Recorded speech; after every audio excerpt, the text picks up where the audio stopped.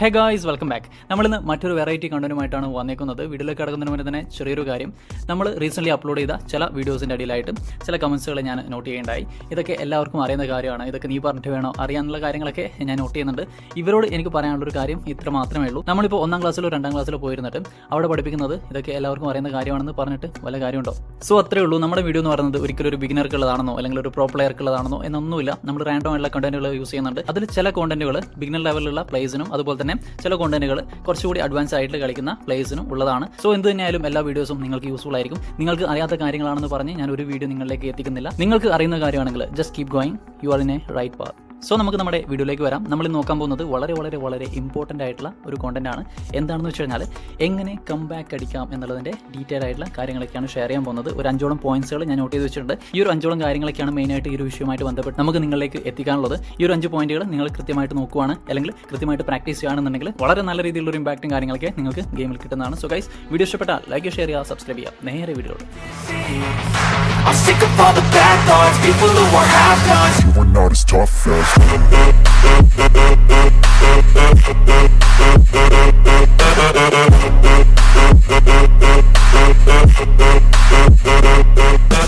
So guys, നമ്മുടെ ഒന്നാമത്തെ point എന്നുള്ളത് ഡോണ്ട് റഷ്. നമ്മളൊരു കാരണവശാലും നമ്മൾ തിരക്ക് കൂട്ടാൻ പാടില്ല. നമ്മൾ കൺസീഡ് ചെയ്തിരിക്കുകയാണെങ്കിൽ പോലും നമ്മളൊരു കാരണവശാലും ഗെയിമിൻ്റെ സ്റ്റാർട്ടിംഗ് സ്റ്റേജ് ആയിക്കോട്ടെ, നമ്മളൊരു ഗോൾ വഴങ്ങിയിരിക്കുകയാണെങ്കിൽ ഒരു കാരണവശാലും നമ്മൾ ഉടനടി തന്നെ ഒരു അറ്റാക്കും കാര്യങ്ങളൊക്കെ അല്ലെങ്കിൽ ഒരു കൗണ്ടറിനായിട്ട് നമ്മൾ മുന്നോട്ട് പോകാൻ പാടില്ല.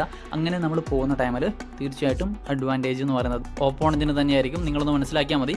നിങ്ങളാണ് ഒരു ഗോളിന് മുന്നേ എന്നുണ്ടെങ്കിൽ ഓപ്പോണൻറ്റ് അതിശക്തമായിട്ട് തന്നെ തിരിച്ചടിക്കാനായിട്ട് അറ്റാക്ക് ചെയ്ത് കളിക്കുന്ന ടൈമിൽ നിങ്ങൾക്ക് സീരിയസ്ലി പറയുകയാണെങ്കിൽ നിങ്ങൾക്കത് കാണുമ്പോൾ പേടിയാണ് തോന്നുന്നത് അല്ലെങ്കിൽ കൂടുതൽ സന്തോഷമാണ് തോന്നുന്നത്. തീർച്ചയായിട്ടും എനിക്ക് സന്തോഷമാണ് തോന്നുന്നത്. കാരണം ഓപ്പോണൻറ്റ് ഡബിൾ അറ്റാക്കും കാര്യങ്ങളൊക്കെ ഇട്ട് ഉടനടി തന്നെ തിരിച്ചടിക്കാൻ നല്ല രീതിയിൽ പ്രസ് ചെയ്യുമ്പോൾ നമുക്ക് തീർച്ചയായിട്ടും നല്ല രീതിയിൽ കൗണ്ടറും കാര്യങ്ങളൊക്കെ ചെയ്യാം. അവരുടെ ഡിഫൻസ് എന്ന് പറയുന്നത് നല്ല രീതിയിൽ തന്നെ ബ്രേക്ക് ആവാനും നമുക്ക് വീണ്ടും സ്കോർ ചെയ്യാനുള്ള ഒരു ചാൻസും കാര്യങ്ങളൊക്കെ ഉണ്ട്. അതുകൊണ്ട് തന്നെ നിങ്ങൾ ഒരു കാരണവശാലും റഷ് ചെയ്യാൻ പാടില്ല. പ്രത്യേകിച്ച് ഫസ്റ്റ് ഹാഫിലൊക്കെ ആണെങ്കിൽ ഒരു കാരണവശാലും റഷ് ചെയ്യേണ്ട ആവശ്യമില്ല. നമുക്ക് തിരിച്ചടിക്കാൻ ആവശ്യമായിട്ടുള്ള 4ഓളം പോയിന്റുകൾ വെയിറ്റിംഗ് ആണ്. നമ്മുടെ രണ്ടാമത്തെ പോയിന്റ് എന്ന് പറയുന്നത് ഇറ്റ്സ് ഓൾ അബൌട്ട് സ്റ്റാമിന. ഞാൻ മുന്നേ പറഞ്ഞ പോയിന്റുമായിട്ട് ബന്ധപ്പെട്ടിട്ടുള്ള തന്നെയാണ്.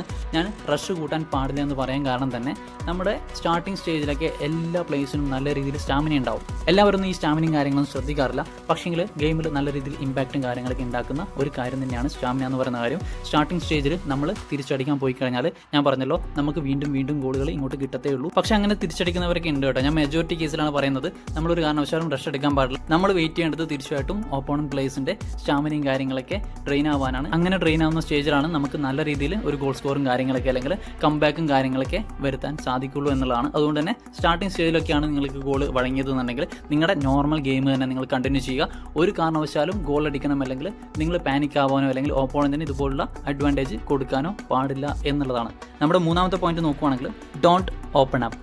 നമ്മളൊരു കാരണവശാലും നമ്മുടെ സ്ട്രാറ്റജിയോ നമ്മുടെ പ്ലെയർ മൂവ്മെൻറ്റും കാര്യങ്ങളൊന്നും ഒരു കാരണവശാലും ഓപ്പൺ അപ്പ് ചെയ്യാൻ പാടില്ല എന്നുള്ളതാണ്. എന്താണെന്ന് വെച്ച് കഴിഞ്ഞാൽ ചില പ്ലേയേഴ്സ് ഉണ്ട്, വിങ് പ്ലേയും കാര്യങ്ങളൊക്കെ ആയിരിക്കും മെയിനായിട്ട് അവർക്ക് വർക്ക് ആവുക. അവർ വിങ്ങിലൂടെ തന്നെ കണ്ടിന്യൂസ് ആയിട്ട് അറ്റാക്ക് ചെയ്യുന്നു. ഒരു തരത്തിലുള്ള സ്ട്രാറ്റജി ചേഞ്ചോ കാര്യങ്ങളോ വരുത്തുന്നില്ല. അങ്ങനെയാണ് നിങ്ങൾ തിരിച്ചടിക്കാൻ അല്ലെങ്കിൽ കംബാക്ക് അടിക്കാൻ പ്ലാൻ ചെയ്യുന്നുണ്ടെങ്കിൽ ശുദ്ധ മണ്ടത്തരമാണ്. നല്ല രീതിയിൽ കളിക്കുന്ന ഒരു ഓപ്പോണൻ്റ് ആണ് എന്നുണ്ടെങ്കിൽ തീർച്ചയായിട്ടും നിങ്ങളുടെ മൂവ്മെൻറ്റും കാര്യങ്ങളൊക്കെ മനസ്സിലാക്കാനും ആ ഒരു രീതിയിലുള്ള ഡിഫൻസും കാര്യങ്ങളൊക്കെ സെറ്റ് ചെയ്യാനുള്ള ചാൻസും കാര്യങ്ങളൊക്കെ ഉണ്ട്. അതുകൊണ്ട് തന്നെ ഒരു കാരണവശാലും മൂവ്മെൻറ്റ് അല്ലെങ്കിൽ നിങ്ങളുടെ ഗെയിം പ്ലേ നിങ്ങളുടെ സ്റ്റൈൽ എന്താണെന്ന് അവർക്ക് പെട്ടെന്ന് തന്നെ മനസ്സിലാക്കി കൊടുക്കാൻ പാടില്ല. നിങ്ങൾക്ക് സഡൻ ആയിട്ടുള്ള ഒരു സ്ട്രാറ്റജി ചേഞ്ചും കാര്യങ്ങളൊക്കെയാണ് കംബാക്കിന് ആവശ്യം. അതിനായിട്ട് നിങ്ങൾ ചെയ്യേണ്ടത് മുന്നേ പറഞ്ഞ സ്റ്റെപ്പുകളാണ്. നിങ്ങൾ ഒരു കാരണവശാലും റഷ് എടുക്കാൻ പാടില്ല. അതുപോലെ തന്നെ സ്റ്റാമിന ഓപ്പോണന്റ് ടീമിൻ്റെ സ്റ്റാമിന ഡ്രെയിൻ ആവുന്നത് വരെ നിങ്ങൾ ജസ്റ്റ് ഒന്ന് റൈറ്റ് ടൈമിന് വേണ്ടിയിട്ട് കാത്തു നിൽക്കുക.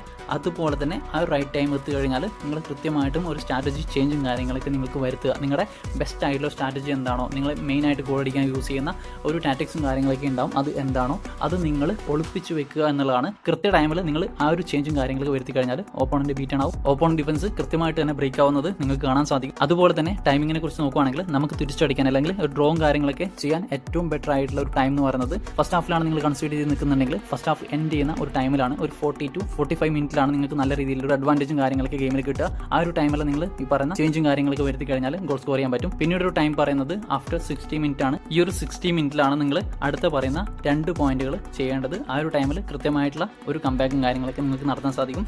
സോ നമ്മുടെ 4ാമത്തെ പോയിന്റ് എന്നുള്ളത് പൊസിഷൻ ചേഞ്ച് ആണ്. പൊസിഷൻ ചേഞ്ചിനെ കുറിച്ച് നോക്കുവാണെങ്കിൽ നിങ്ങളുടെ ഗെയിം പ്ലാനിൽ ഈ പറഞ്ഞ CMF ഒക്കെ ഉണ്ടാവും. അങ്ങനെ ഉണ്ടെന്നുണ്ടെങ്കിൽ നിങ്ങൾ പെട്ടെന്ന് തന്നെ നിങ്ങൾ റൈറ്റ് ടൈമിന് വേണ്ടിയിട്ട് വെയിറ്റ് ചെയ്തു, നിങ്ങൾ റഷ് ചെയ്തിട്ടില്ല, നിങ്ങൾ നിങ്ങളുടെ ടാക്ടിക്സും കാര്യങ്ങളൊന്നും ഓപ്പോണന്റിനെ മനസ്സിലാക്കാൻ അനുവദിച്ചിട്ടില്ല. ആ ഒരു ടൈമിലാണ് നിങ്ങൾ ഈ പറയുന്ന പൊസിഷൻ ചേഞ്ചും കാര്യങ്ങളൊക്കെ നടത്തേണ്ടത്. എന്താണെന്ന് വെച്ച് കഴിഞ്ഞാൽ ഈ ഒരു CMFനെ നിങ്ങൾ ജസ്റ്റ് ഒന്ന് AMF ആക്കുക. നിങ്ങൾ കൺസീഡ് ചെയ്തിരിക്കുകയാണ്, നിങ്ങളൊരു കംബാക്കിനായിട്ട് ട്രൈ ചെയ്യുകയാണെന്നുണ്ടെങ്കിൽ പെട്ടെന്ന് നിങ്ങൾ തിരിച്ചടിക്കാൻ ഉദ്ദേശിക്കുന്ന ഞാൻ പറഞ്ഞ 3 പോയിന്റുകളൊക്കെ നോക്കിക്കൊണ്ട് പെട്ടെന്നുള്ളൊരു ചേഞ്ചും കാര്യങ്ങളൊക്കെയാണ് നിങ്ങൾ ചെയ്യേണ്ടത്. അതിലൊന്ന് നിങ്ങൾ CMF പ്ലേസിനെ അറ്റാക്കിങ്ങിലേക്ക് മാറ്റുക. അതുപോലെ തന്നെ 2 DMF ഒക്കെയുള്ള ഫോർമേഷൻ ആണെന്നുണ്ടെങ്കിൽ അതിലൊരു DMFനെ നിങ്ങൾ CMF ആക്കുക. ഈ ഒരു കാര്യങ്ങളൊക്കെയാണ് പൊസിഷൻ അപ്ഗ്രേഡ് എന്ന് പറയും. DMFനെ CMF ആക്കുക, CMFനെ AMF ആക്കുക. AMFിലാണ് പ്ലെയർ ഉള്ളതെന്നുണ്ടെങ്കിൽ SSലോട്ടേക്ക് കളിപ്പിക്കുക. അതുപോലെ തന്നെ നിങ്ങൾ സിംഗിൾ CF ഫോർമേഷനും കാര്യങ്ങളൊക്കെ ആണെന്നുണ്ടെങ്കിൽ നിങ്ങൾ പ്ലാൻ ചെയ്ത ആ ഒരു ബ്രേക്കിൽ നിങ്ങൾ 2 CF ഫോർമേഷനിലേക്ക് കൺവേർട്ട് ചെയ്യുന്നതും തീർച്ചയായിട്ടും നല്ലൊരു ഇമ്പാക്റ്റും കാര്യങ്ങളൊക്കെ അതുവരെ കളിച്ച പ്ലേസിനെ ആയിരിക്കില്ല ഓപ്പോണന്റ് പിന്നെ കാണുക. നല്ല രീതിയിലൊരു ചേഞ്ചും കാര്യങ്ങളൊക്കെ ഉണ്ടാകുമ്പോൾ ഓപ്പോണന്റ് ഡിഫൻസ് കൺഫ്യൂസ്ഡ് ആവും, തീർച്ചയായിട്ടും ബീറ്റൺ ആവും എന്നുള്ളതാണ്. സോ ഗൈസ്, നമ്മുടെ 5ാമത്തെ പോയിന്റ് നോക്കുവാണെങ്കിൽ സബ് വൈസ്ലി. നമ്മൾ സബ്സ്റ്റിറ്റ്യൂട്ട് ചെയ്യുന്ന കാര്യത്തിൽ മസ്റ്റായിട്ട് ഒരുപാട് കാര്യങ്ങൾ ശ്രദ്ധിക്കാറുണ്ട്. അത് മാച്ച് സ്റ്റാർട്ട് ചെയ്യുന്ന ടൈമിലും മാച്ചിൻ്റെ ഇടയിലുള്ള ടൈമിലും എന്നുള്ളതാണ്. മാച്ച് സ്റ്റാർട്ട് ചെയ്യുന്നതിന് മുന്നേ എന്തൊക്കെ കാര്യങ്ങൾ ശ്രദ്ധിക്കണം എന്ന് നോക്കിക്കഴിഞ്ഞാൽ നമ്മൾ നമ്മുടെ പ്ലേയേഴ്സിൻ്റെ ലൈവായിട്ടുള്ള ഫോമും കാര്യങ്ങളൊക്കെ നോക്കുക. അതിൽ ബെസ്റ്റ് ആയിട്ടുള്ള ഫോം ഈ ഒരു പ്ലെയർ നോക്കുകയാണെങ്കിൽ ടോട്ടി നല്ല ഫോമിലാണുള്ളത്, എക്സലൻറ്റ് ഫോമിലാണുള്ളത്.